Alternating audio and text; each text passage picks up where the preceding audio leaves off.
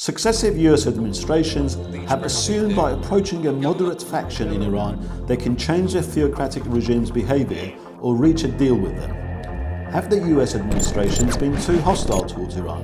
Was Obama on the right path to seek closer ties with the Iranian regime? Or is the US rapprochement with Iran just a mere fantasy?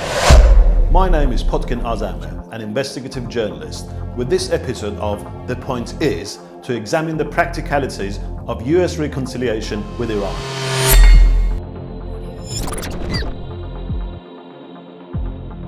Larry Haas, the former communications director and advisor to Vice President Al Gore, once said, "Every US administration has been under the impression that they know more about the regime in Iran than the previous administrations.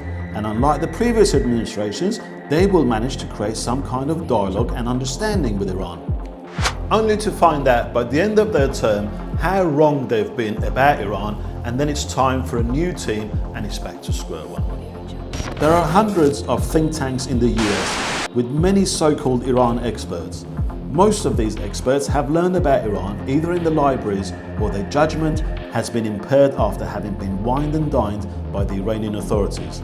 These armchair experts are constantly advising on the benefits of appeasement and rapprochement with Iran. But there are a few who've gained real insight into what the Islamic Republic of Iran is about. One of them is Jiwei Wang. Wang was a PhD candidate in the Department of History at Princeton University and was arrested and imprisoned in Iran in August 2016.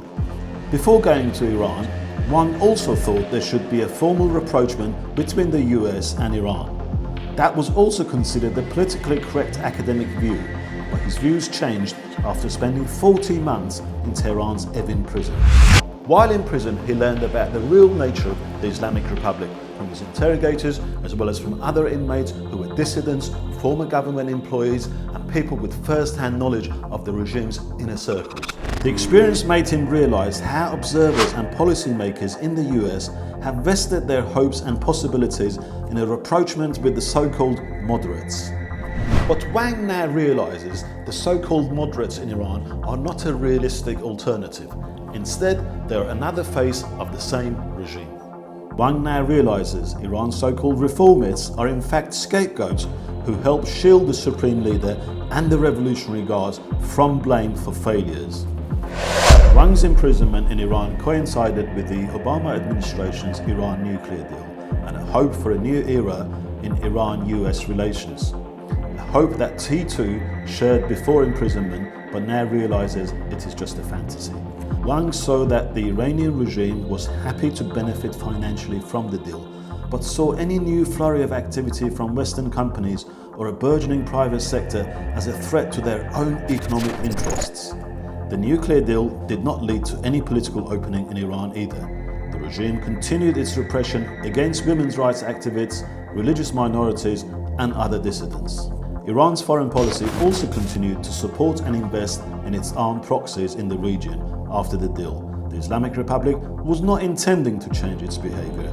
It was happy to have more money to continue the same path with even more devastating impacts. Wang's conclusion on Iran is what we've been saying all along. The survival of the theocracy in Iran and its elite prosperity requires they maintain hostility against the United States.